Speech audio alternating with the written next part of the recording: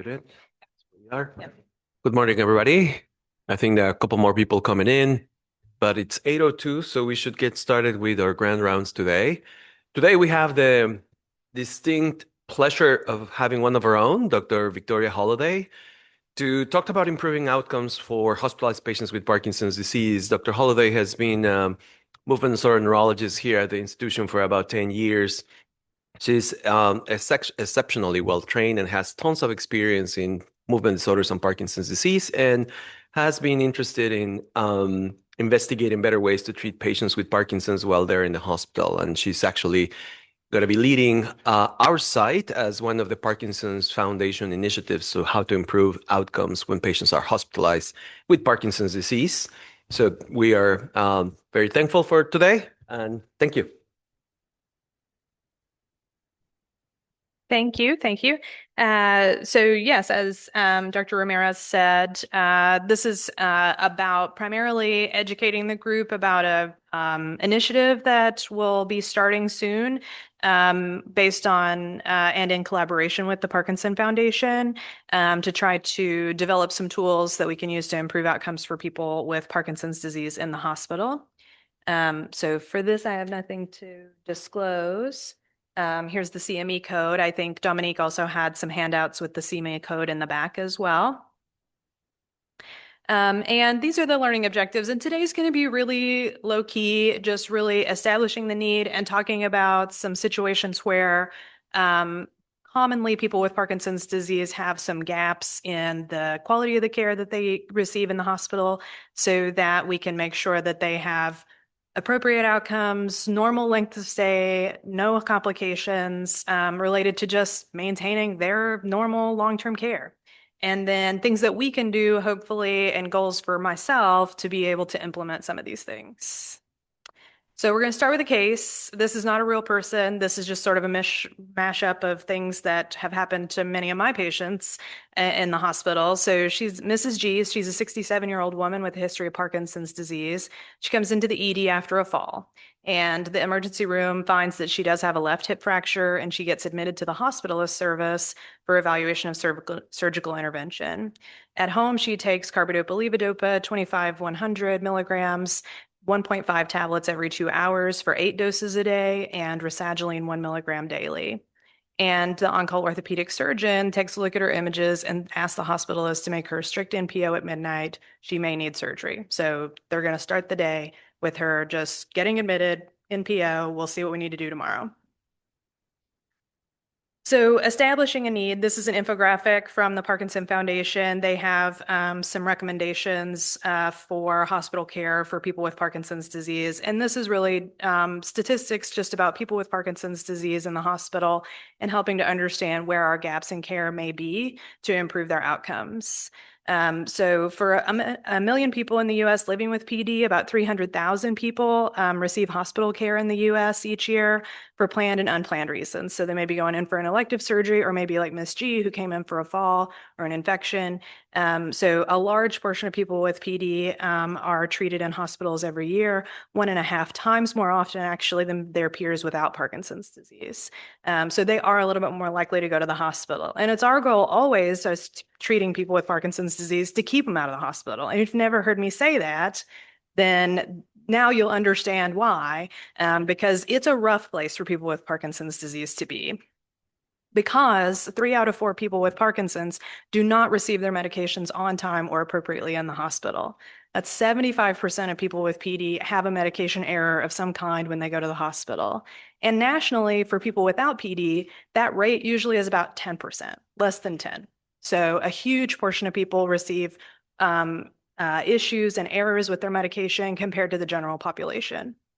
And this leads, and the main theme here is really that this is primarily what leads to complications in the hospital, including increased length of stay. And the patient hospital length of stay can be up to 14 days longer than their peers without PD. So errors in medications, and then the sequelae of that, and disease-related comorbidities significantly extend their length of stay. And as a result, many patients actually get discharged to a facility rather than being able to return home. So 28% of people with Parkinson's experience deterioration of their motor symptoms while they're in the hospital. So they actually leave the hospital worse than they went in, typically, from a motor perspective. So 51% returned to the hospital within 1 year, and 63% were discharged to a facility, which is an extremely high number for people to be discharging from the hospital, especially from an elective procedure or a minor reason for hospitalization. 4% of people die during their hospital stay, which actually, compared to the national average, I think is not that different, especially for this age of population. So thankfully, I don't think death is a serious concern. But unfortunately, just not being able to return home, very extended lengths of stay related to multiple comorbidities in the hospital is a big issue. And so trying to reduce the risk of that and improve their care is the goal here.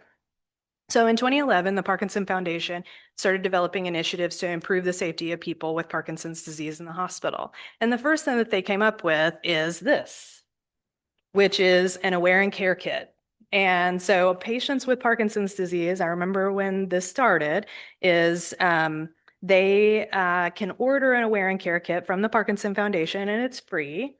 And inside the kit is all kinds of little things to help the patient advocate for themselves. And so they're supposed to take this to the hospital, and it has a medical alert bracelet, and it has a little tablet that they can write all of their medications and times on. And it actually is tear off sheets so that they can give it to multiple people, like change it every shift if they want to. And then also other cards just about their disease and things to look out for related to Parkinson's disease. But also in the back, super cute, is a little thank you card for being taking good care of them while they're in the hospital. But this was the first way, is for patients to really be in charge of trying to get good levels of care for themselves in the hospital so that they can communicate, this is what I need. The Parkinson's Outcome Project came later, and then Making Hospitals Safer is kind of where we're at now, which is the initiative that we're going to primarily focus on today. And the areas of focus for the Making Hospitals Safer is medication management, mobility, and preventing and managing dysphagia, because pretty much all of those actually kind of interconnect. So when we talk about Mrs. G's case. So gaps in medication management. So this is actually this hospital specific. So this is stuff that I've run across with our patients here in the hospital, is common medications and medications that have been approved by the FDA for Parkinson's disease and are frequently used that are not carried on our formulary here. So medications here at U of L that are not on formulary that we frequently have an issue with is rasagiline, which has been FDA approved since 2006 for treatment of Parkinson's disease. And it is the preferred MAOB inhibitor for Parkinson's disease treatment. So frequently, if somebody's on an MAOB inhibitor, it's going to be this one. Nupro, which is the only transdermal dopamine agonist, rotigotine is the generic name, was FDA approved in 2007, and it is expensive, which I understand. And cost is really the reason why most of these things are not on formulary.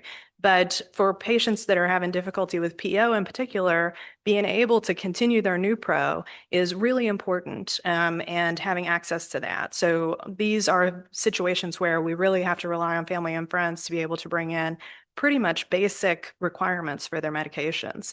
Rytary is one that I frequently get called about, and have difficulty with the pharmacy being able to help convert their Rytary dose into a regular carbidopa-levodopa dose. So Rytary is FDA approved since 2015, and it's the only extended release form of carbidopa-levodopa, well, until just recently on the market. There's Crexont now, which is basically the same thing as Rytary. But it's basically 1/3 immediate release carbidopa-levodopa, 2/3 controlled release carbidopa-levodopa in a capsule form. And actually, to some degree, if you have to make the conversion, that kind of works. But that's something that's not widely known. It's not easy for the pharmacist to be able to come up with that. And so converting, and their milligrams are not 1-to-1. So the milligrams of Rytary are roughly 2 times the number of milligrams as a regular release carbidopa-levodopa. So for folks that aren't aware, this conversion can be really difficult. So not having this in the pharmacy so that we can just give them that to the patient or be able to access it for the patient really creates an issue. And this is just very frequently what comes up for my patients here in the U of L system. Medications are often given by hospital round schedule, which often differs from the patient's home regimen. So the majority of patients report the primary error that occurs with their medications in the hospital is not that it wasn't ordered right, it wasn't given at the right times. So it's probably both, but for the most part, being able to get the medications at the time that it's ordered is a big issue. And 3 out of 4 people with Parkinson's do not receive their medications on time in the hospital. Also, medications are frequently omitted when patients are NPO prior to procedures or waiting a swallowing evaluation. And that comes up in Miss G's case because she's NPO for a surgery and the surgeon said strict NPO, nothing by mouth, including medications, which is for a hip surgery, usually not what's required. Usually you can continue to do medications, but everybody just trying to do their best and trying to get Miss G help ends up doing something that unfortunately is going to end up causing her some trouble later on. So the Parkinson Foundation recommendations for gaps in medication management include Parkinson medications being ordered in a custom fashion. So and we'll talk about this in terms of implementation, but standard distribution schedules with shifts are not typically what patients take at home. And there's a reason for this. Carbidopa-levodopa half-life's only about an hour and a half. And so based on the medication physiology or the pharmacokinetics of the medication and the patient's disease, that just doesn't work. There's a real basis for it. It's not the patient's preference. It's actually what they need in order to be able to function. And so being able to be flexible to that and creating an order set that requires you to customize instead of being able to put in TID or QID is probably going to be the ideal situation for all patients. So just not being able to even use those terms for carbidopa-levodopa ordering, for instance, would be a good way to make sure that the patient's getting their customized schedule. And we know that deviation from their home schedule leads to immobility and worsening dysphagia due to motor fluctuations. So again, that's another situation where if they're not getting their medication at the right time, then you're getting complications that lead to an extended length of stay.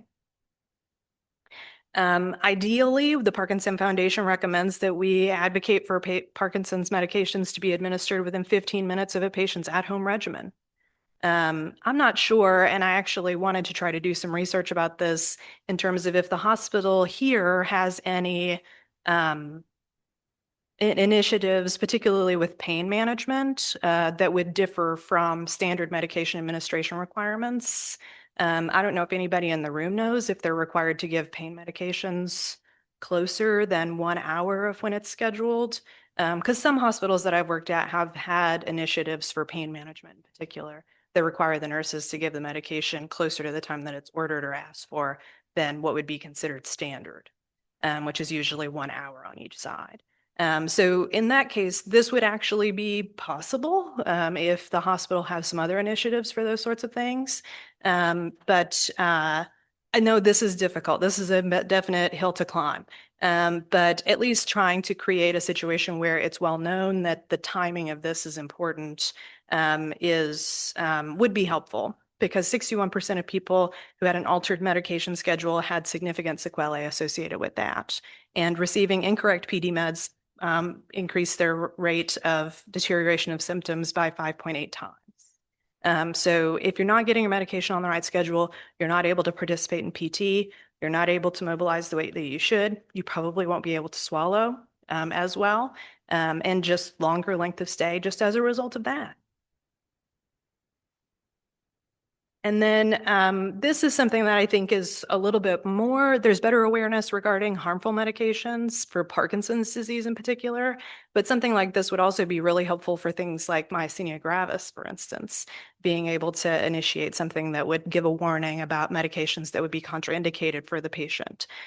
So they advocate particularly for haloperidol, metoclopramide, and prochlorperazine to be the important contraindicated medications to avoid in people with Parkinson's disease. So I think what they envision is really a warning, your patient has Parkinson's disease, this medicine would be contraindicated. It would be more difficult, but would be more of an education piece for pain medications and sedatives. So this is really more of a delirium type prevention. And so that would be, I think, something that we could implement for more than just Parkinson's disease patients. And then specific to Parkinson's patients, pain medications exacerbating constipation and adding to length of stay also would be more of an awareness type of thing. So implementing as a bowel regimen at the same time of giving patients with Parkinson's disease pain medications would be important. Gaps in mobility include bed rest and lack of mobility, contributing to complications and rapid deconditioning in hospitalized people with PD, and prolonged periods of immobility, increasing the risk of falls. So there's good evidence to show that people with Parkinson's disease are easily deconditioned and have an increased risk of falls compared to the general population with any period of immobility, and prolonged periods of immobility extend the length of stay. And make them much more likely to be discharged to a facility rather than being able to be discharged to home. ChatGPT made me this, by the way. I thought it was really cute. But I think we need to put that up somewhere. My mom does embroidery, so maybe I can get her to do me something there. But 3 laps per day keeps the nursing home away is a very common nursing saying that, and really getting up 3 times a day in the hospital to reduce comorbidities or complications of hospitalization and be more likely to discharge home is not something that's specific to people with Parkinson's disease. That's a general recommendation by multiple publications in the rehab world, physical medicine and rehab, nursing publications, lots of different things that kind of the generally agreed upon frequency of being able to get up and mobilize to have the best outcome is 3 times a day. So that's where the 3 laps per day comes up. So the Parkinson Foundation recommends that all people with Parkinson's should mobilize 3 times a day. So pretty much standard level of care, but trying to think about that particularly early in their hospitalization because limited movement can lead to worsening motor symptoms and reduce the risk of falls. So pretty straightforward, not that different from what we would recommend from any patient, particularly in this age group. But emphasizing that so that we know that the patient will be more likely to hopefully return home from their hospitalization to a facility. Preventing and managing dysphagia. So actually oropharyngeal dysphagia is common in up to 80% of people with Parkinson's disease at some stage of their disease. So over their period of disease, 80% of people will have oropharyngeal dysphagia, and a third of those people don't know it. So they may not know the signs and symptoms of aspiration, or they are attributing it to something else. And so screening patients for dysphagia in the hospital is extremely important. And aspiration pneumonia is associated with dysphagia is the leading cause of mortality amongst people with PD, accounting for 25% of deaths. To me, I don't think I necessarily see it that frequently, but dysphagia is a major issue for many of our patients. And the first aspiration pneumonia event is associated with a 65% mortality rate the year following.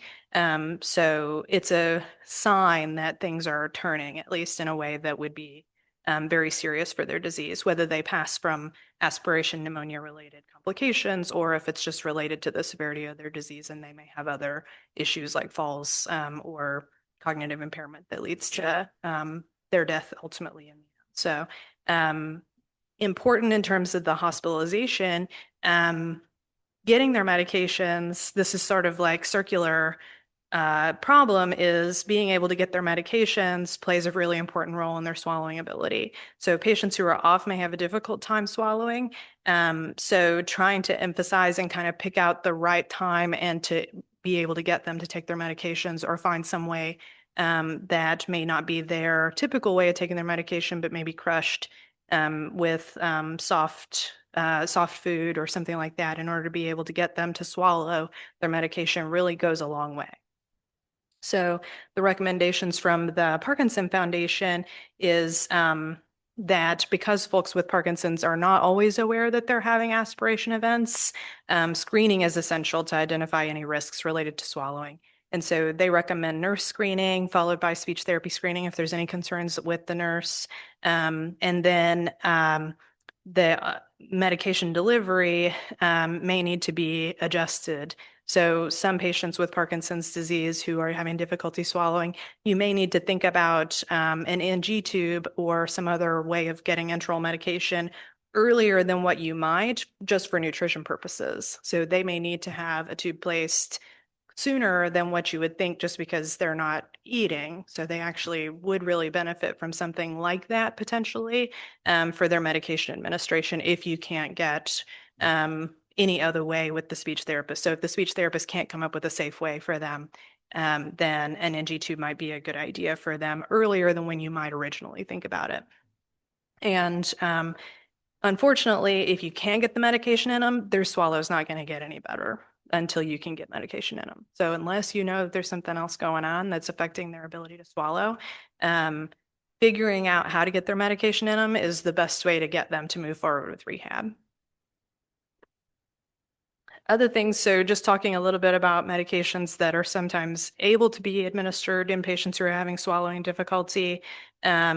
Some hospital formularies may have an orally disintegrating form of carbidopa-levodopa. The old brand name for that used to be Parcopa. And they have all the normal strengths of carbidopa-levodopa, as would anybody else. They would be easily converted from their regular pills from home. Not all hospitals have ODT forms of carbidopa-levodopa, so all immediate release formulations of carbidopa-levodopa can be crushed or dissolved in liquid. So the immediate release, at least, is easy to do. If they use Rytary, similarly, the capsule technically can be opened. Controlled release formulation of levodopa technically is not supposed to be crushed. So that's a little tougher, but in a pinch, it gets something in them. It's just not the right pharmacokinetics necessarily. Rotigotine patches are what we were talking about earlier, which is Nupro brand, and they can be used as a bridge for patients that are already on dopamine agonists. So there is a little bit of the conversion between oral dopamine agonists and the rotigotine patch. Again, the hospital has to carry those things, so that doesn't necessarily help us if we don't have it available. But these are the recommendations from the Parkinson Foundation. So hopefully kind of thinking about improving the formulary and then for these situations as well might be an option. And then apomorphine and the levodopa inhalers can be given up to 5 times a day. So apomorphine is an injectable form of a dopamine agonist. It's very strong. And the levodopa inhaler is basically the same as carbidopa-levodopa. It's just absorbed through the lungs, and those don't require swallowing. So for patients who are established on these therapies, you can adjust the frequency that they're using those in order to be able to get the patient to hopefully swallow their medications as well, get them well enough that they'll be able to swallow. So let's talk about Miss G some more. So the orthopedic surgeon does decide that she needs surgery and they need to work her into the OR schedule for the day. So she remains on strict NPO until she's able to get surgery at 6 p.m. on hospital day 2. And the surgery went well and she received a less partial hip replacement, but she's in pain. So she's been getting IV pain medications due to her NPO status and was unable to sleep last night. So increased risk of delirium kind of stuff that we're seeing here. And postoperatively, she comes out of surgery, but she's not received her Parkinson's medicines in more than 24 hours. So she's very stiff and slow. And they get her orders in and she's ready to get her medication. But when the nurse brings her medications to the bedside, she says she's unable to swallow because she's been off of her medications. And she also was recently intubated. So lots of different things that can contribute to that. And so she says, I can't take that. And so she just doesn't get it administered because she's not able to swallow that day. Physical therapy is ordered for her hip replacement early mobilization protocol. So they've got a good protocol to get her up out of bed, which is great, but she didn't have her medicine, so she can't participate. And the speech therapy consultation is ordered because she's not able to swallow, but they've rounded for the day, so they're not going to see her until tomorrow. And so speech therapy comes in Caesar, and they recommend crushed medicines in pudding or applesauce. So we're getting started, but her rasagiline's not on the medication formulary for the hospital, so she's not going to be able to get that while she's here. And for her medication administration guidelines, nursing can administer her medications 1 hour on each side of when her medication is due. So when you round on Miss G the next day, she says that she had 2 doses of carbidopa-levodopa brought simultaneously at this. So for her hour before and hour after, they ended up bringing, she takes medicine every 2 hours. So they brought 2 doses of medicine at the same time because the computer would allow them to do that. So Oftentimes, patients are seen as difficult or that they're not being compliant because they say, well, if I take both of those right now, either I'm going to get sick or I'm going to get so dyskinetic that I'm going to be so uncomfortable. And I don't want to take it right now. And that's something that's often seen as being a little confrontational as well, from staff. So the computer will allow them to do this. And so sometimes they do it. By day 5, she's able to sit on the edge of the bed with PT for the first time. So way past when the surgeon was hoping for her to mobilize. So after getting evaluated on day 3 for speech, she finally starts getting some medications and then finally able to get up and move around a little bit by the beginning of day 5. So she continues to try to participate in PT in subsequent days, but the medication administration errors mean that she's off sometimes when the physical therapist comes around. So she's not able to participate fully every time the person with PT is able to come. So ultimately, she gets discharged to a skilled nursing facility on hospital day 8. Now, the typical duration of hospitalization for a hip replacement is about 4 days. So she's twice as long there in the hospital after a hip replacement due to persistent weakness and her family being unable to care for her. So she's not able to return home, which is atypical for a hip replacement, and also in the hospital for 8 days, which is atypical for a hip replacement. And this isn't infrequent. This isn't just made up. This is really what happens to people, if not even more than this. So the goals for implementation. So these are things that we might be able to do here at U of L to try to improve some of these complications and increase risk of errors that affect our care for our patients. So one thing would be hopefully to have everybody who has a Parkinson's disease patient in the hospital to confirm verbally how the patient's taking their medication. So if the pharmacist is usually just pulling medication orders from the pharmacy, that may not, what's written on the bottle, represent necessarily exactly how the patient's taking it, because it's very unlikely that the bottle is going to say, take it 8, 10, 12 to, that kind of thing. So it's going to say maybe every 4 hours or something like that. So confirming verbally with the patient how it's taken and removing, like I said, the daily BID, TID type dosing in the EHR for Parkinson's disease medications so that you do have to put in a customized order for those patients. So putting in specific times or at least specific hours for which the medication should be given. And then creating an order set for all people with PD that requires the custom input and medication schedules. If we have a custom order set, also that may allow us to be able to give those sort of warnings about contraindicated medications and stuff like that. And talk to hospital administration about tightening the window for acceptable medication administration times for people with Parkinson's disease. So again, I'll have to explore a little bit more, but oftentimes there are protocols and folks advocating for things like timely pain medication administration. And so there may be some sort of window of opportunity for us to get things like Parkinson's medications also administered within a specific time frame to tighten that window. Avoiding unnecessary MPO status. So again, the surgeon and the anesthesiologist know best, of course. And everybody was just trying to do a good job for Miss G because the hospitalist, I'm sure, is just like, I just wanted this lady to get help. I'm just going to put her on MPO, hoping the surgeon can do their thing tomorrow. But strict MPO status is usually not required for orthopedic surgeries. And so she could have had medications with SIPs up until a few hours before surgery, which would have really significantly improved how she was doing when the surgery was finished. And to create best practice alerts for contraindicated medication orders, particularly if we can get kind of a Parkinson's type order set in place. Safe treatment potential options for alternatives to these contraindicated medications would be an option. I'm not sure how that usually goes. Sometimes I kind of just click through some of that stuff, like if they offer me something else instead, because I usually assume that it's because of insurance or something like that. So I kind of push it to the side anyway. But that may be something that we could also incorporate if we're creating some order sets, at least for them to choose from, kind of like the stroke order set where it's like, these are your options for pain management with these folks or something like that. And ensure common Parkinson's medications are on the hospital formulary.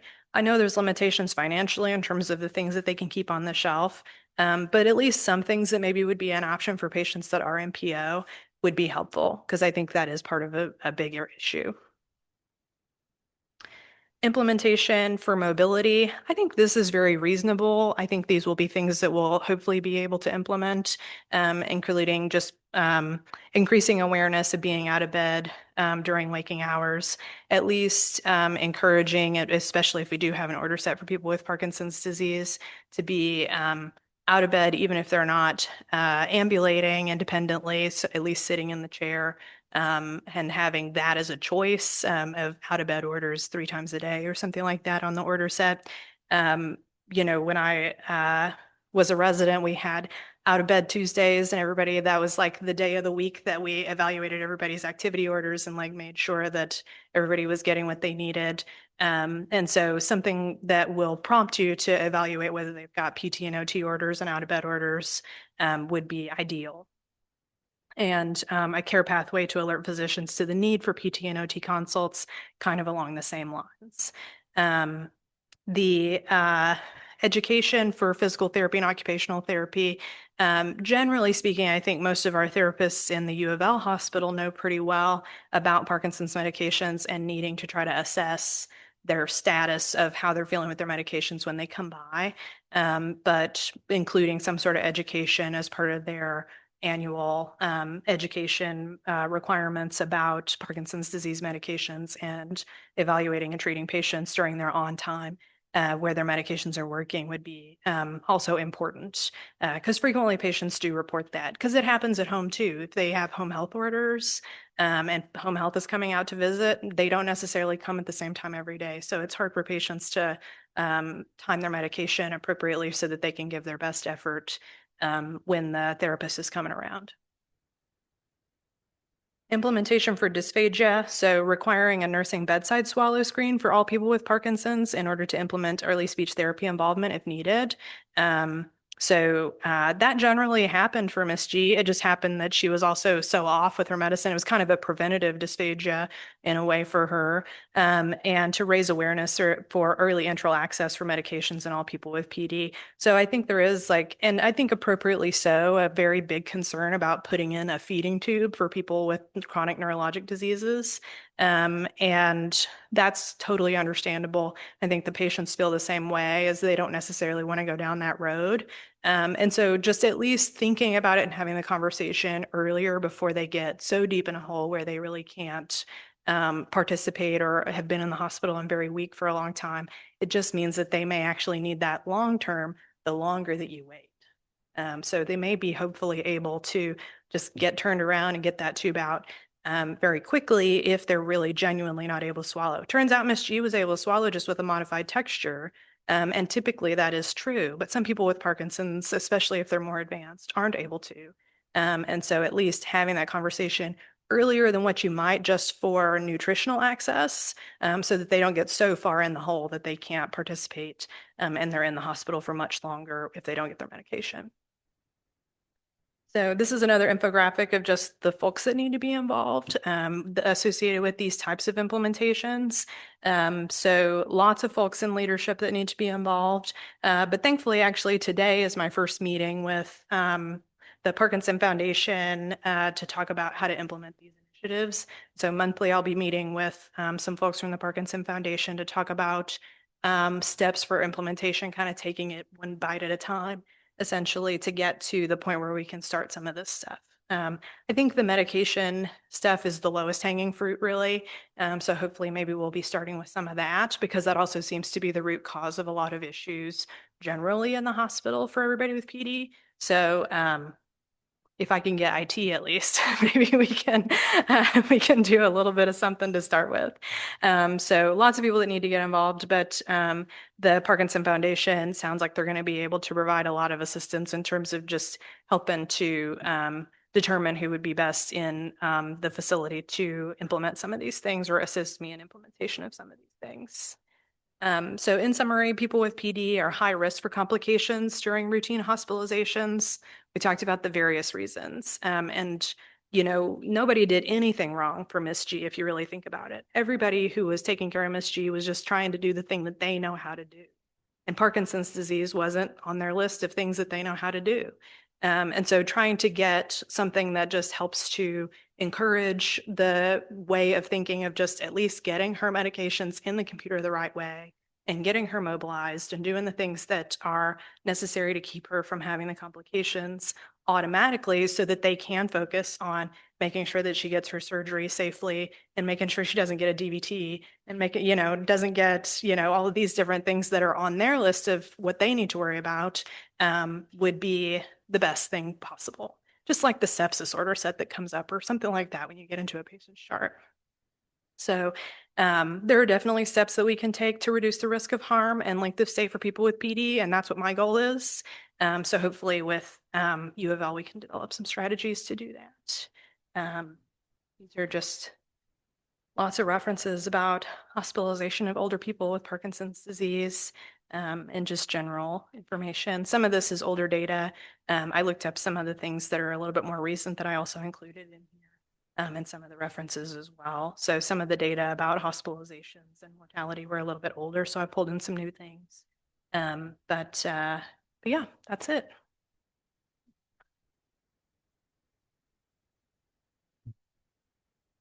What thoughts, questions? Yeah.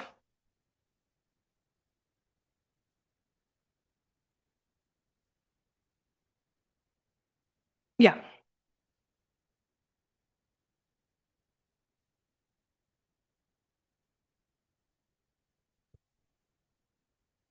Yeah. Right.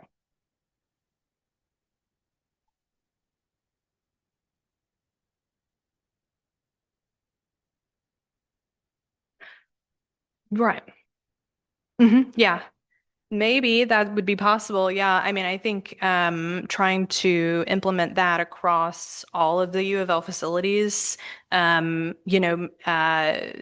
can be, they may not have all that level of care availability across some of our smaller hospitals. And so, in some way, I think that was probably the rationale for flagging certain medications, at least, as needing a tighter window of administration so that then it may be on the nursing manager to say, actually, with this level of care, they shouldn't be on this floor, that kind of thing, and like kind of let it flow in that direction. So that the if they're able and available, regardless of their level of care, the medication gets tightly controlled. But then if that is becoming too difficult for the nurse, then that patient gets upgraded, just so that at least it's getting flagged in the computer, like this isn't going well, like we need to get them upgraded in some way, so that it's generally applicable to all hospital facilities at U of L, and hopefully, eventually when this becomes like more widely available to all community hospitals, so that if they don't have a PCU level of care, or if they're just somewhere between like med surg and ICU, like the patient doesn't need to be in the ICU. So how do we manage that for patients who just have a certain special kind of medication that needs to be administered frequently? And that may be, again, just nurse manager or charge looking at what's going on and trying to improve that ratio for what the patient needs. Yes, sir.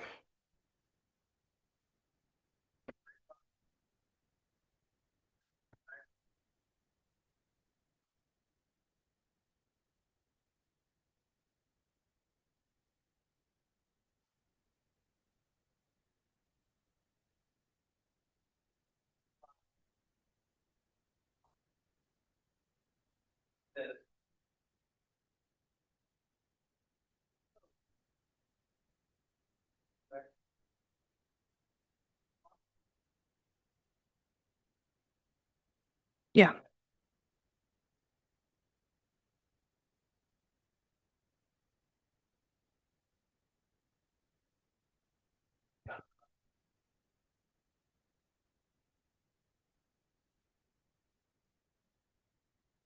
Yeah.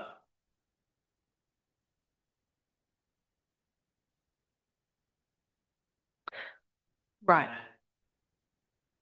Yeah, that I was thinking of myasthenia gravis in particular when we think about contraindicated medications and just trying to have some way to flag and say like, oh, do you really want to use that antibiotic? Like, or yeah,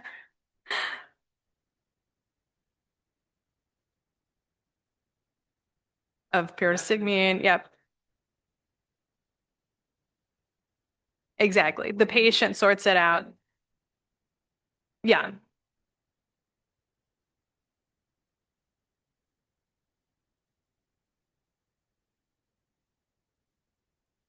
Exactly. And that's the root of reason why you'll often hear movement disorder neurologists say we work so hard to keep our patients out of the hospital is not that anybody is doing anything wrong, but that the care needs of somebody with Parkinson's disease just don't translate very well to that environment.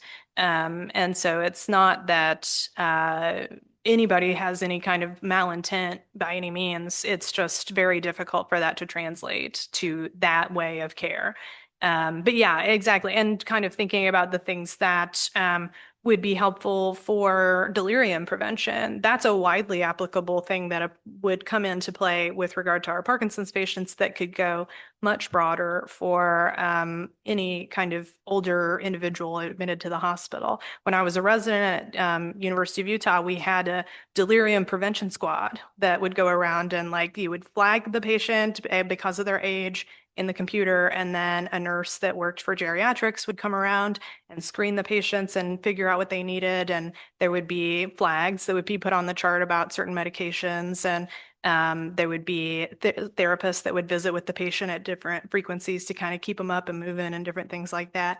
And so it's really just a cooperative type thing that would be required for being able to implement some of this stuff that would benefit Parkinson's patients, but also just benefit all older individuals and all people with neurologic diseases, especially in the hospital.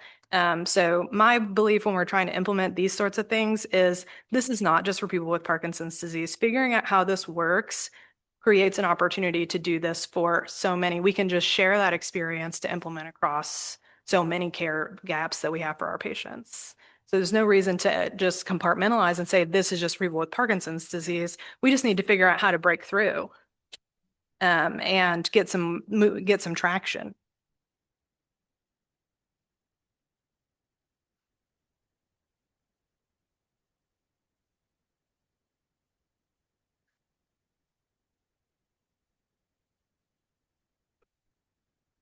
Right.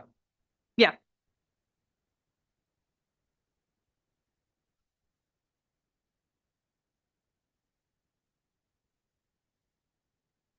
Right. Absolutely. Yeah. Yes. Yes.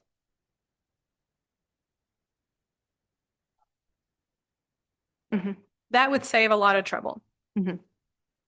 And I got the sense from what I was reading and a lot of the literature about how do we implement some of these things, like that's a more acceptable process in some European countries, it sounds like, where they will allow patients to administer their own medications. I've only had patients and patients' families get scolded by that process really here in the hospital. So yeah, I think that is, yes, a very simple solution theoretically, and I'm not sure that I will have to ask. That is on my mind to ask. I think I didn't include it here just because I think the likelihood of that is very low, that would ever happen. But I don't know. Have you ever had a,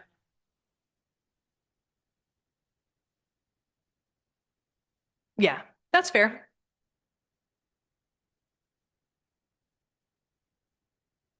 Yeah. The preliminary data did show that it lengthened the shortened length of stay. There was a 2 year publication because that was just the time frame that I was there that they had started that and then published in at 2 years the data, and they did show improved length of stay. Yeah. And overall, just reduced number of hospital-acquired complications. Yeah, because they were looking at like hospital-acquired UTIs and falls and those sorts of things that are important for like Medicare payment, for instance, and that kind of thing. So, and readmission also was reduced through the delirium prevention team. So. And it was just fun. I think the patients really appreciated the quality of the stay that they had when they had that option. to have somebody just kind of checking in on them and making sure the families really appreciated it. And so it made a big difference in terms of their hospitalization, but also just the general experience. And that was really nice, I think, for the hospital to start that. And so I will have to reach out to my colleagues that are still there to see if that's something that they still use. But it was a very helpful tool to implement. Yeah. Yeah. There's some questions online. So um, Nico was asking about the stroke and MRI and DBS, and what's safe and should it be done to avoid delay in stroke care. So the majority of patients with deep brain stimulation for Parkinson's disease are able to receive stroke protocol MRIs. The modern devices have an MRI mode that can be easily done either through the patient remote or through, if it's in the middle of the night, having one of the representatives come by and do that. So the vast majority are able to receive MRI. The important thing to know is there's no harm in trying if you go through those protocols, because if you use the patient remote or if you have a rep come in or you have one of us come over and try to do it, it will not allow you to put the device into MRI mode if it's not safe for the patient to have an MRI. So you're never going to make a mistake if the patient has something wrong with their device that prevents them from having an MRI. You will not be able to get into MRI mode. So try, assume you can, and then if you can't, then you come up with a different plan. But to simply not order or to avoid, if you think it's necessary for that patient care, there's not a good reason for that. So the patient should always have a wallet card, just like any other implantable device that will have on the card that it's MRI conditional. There's hardly anybody alive these days that does not have an MRI conditional device. And so it should have MRI conditional on their card, and then you go through the process that would be typical for any other implanted device that you would do for an MRI. So almost all patients with Parkinson's disease with DBS should be able to get an MRI, and it will not let you do it if you should not. Yes, sir.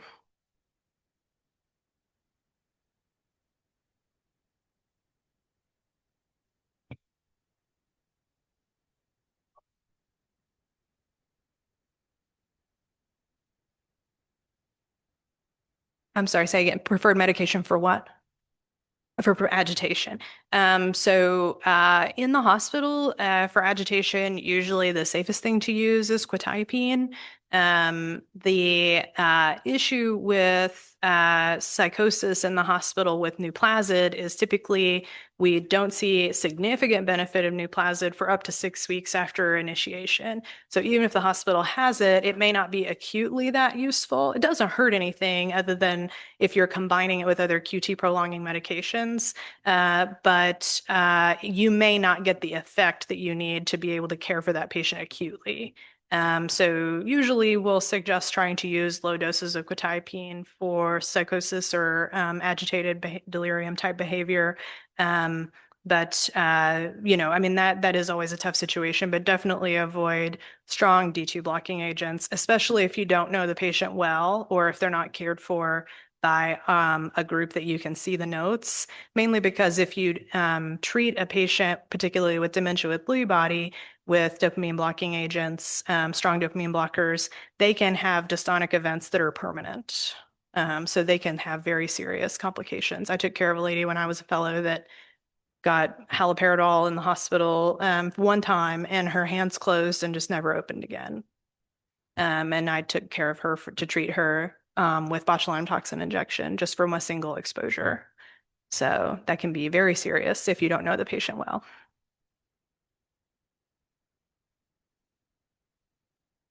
It wouldn't be overkill, but again, initiating that in the hospital is sometimes a difficult undertaking. Yeah. And at low doses and kind of over short periods of time, I think it's usually with quetiapine not that big of an issue. Most of the time, if anything, that's going to affect your length of stay in an individual that you're trying to administer quetiapine is that they're drowsy as a result of what you gave them. So that would lead to increased length of stay as a result of that. But from a neuroleptic perspective, in the hospital, we don't usually see complications from that with related to quetiapine.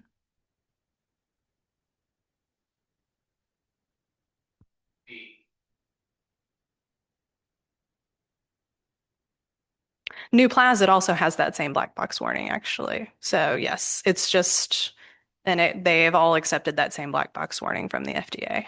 Yeah. Yes, sir.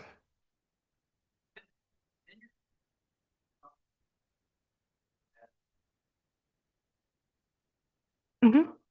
Hmm. Hmm. Hmm.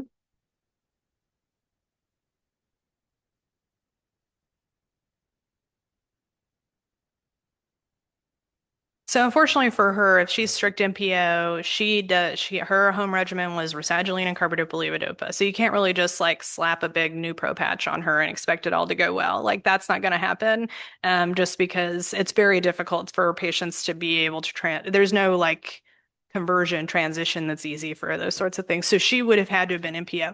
Let's say she had a bowel obstruction or she needed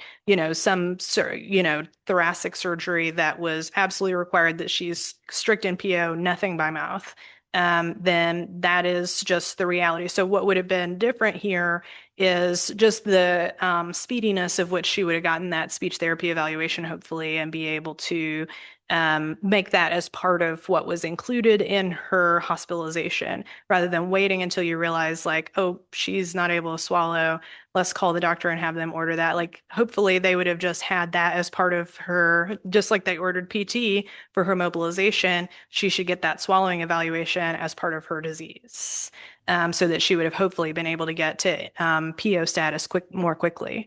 This just happens sometimes that folks are not able to eat and take their medications for various reasons. But trying to be critical of what's absolutely necessary versus I really want my patient to get surgery and I don't want to mess this up kind of mindset, which we all do, right? Like we're just so tired of things getting pushed off and things getting delayed, and you just do whatever you can to make it happen. So that it doesn't get messed up and the surgeon can do what they need to do, that unfortunately in that case sometimes you go a little overkill, and that was what was happening here. Yeah.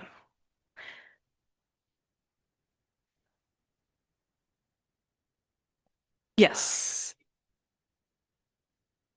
And do you really scrutinize the kind of NPO, right?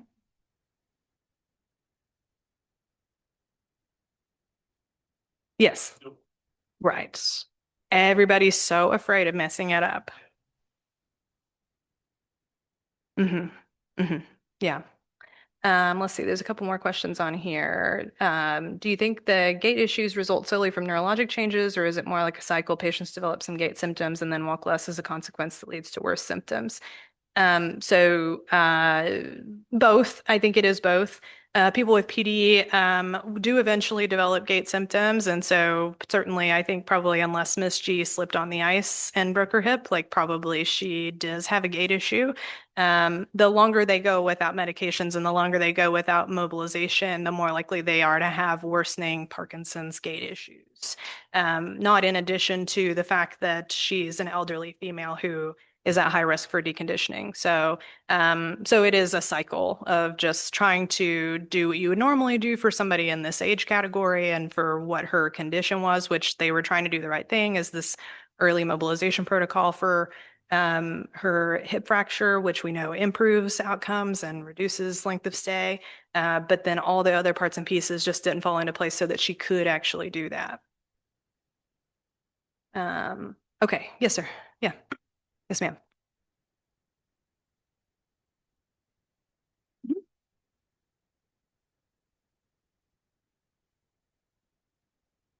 Um, Olanzapine, I would consider to be a reasonable IM option. Though I have to be real honest, like I hardly ever have situations where they genuinely need an IM option. Um, Most people with Parkinson's, especially, they can become very agitated and um, potentially a harm to themselves in terms of like falling out of bed or getting out of bed or something like that. But very infrequently is it absolutely necessary to have an IM option. But yeah, that would be fair. I mean, in terms of like, again, thinking about that order set, like what could put there that you could choose from that would be considered a safe option?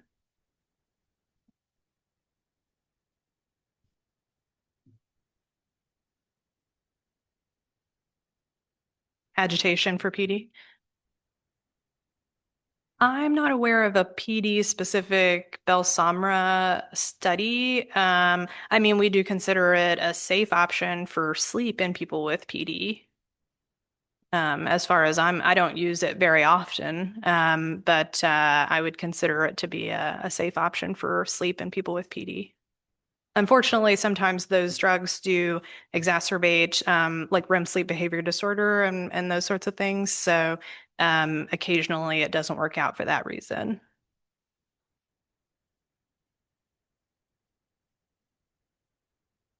Anything? Thank you.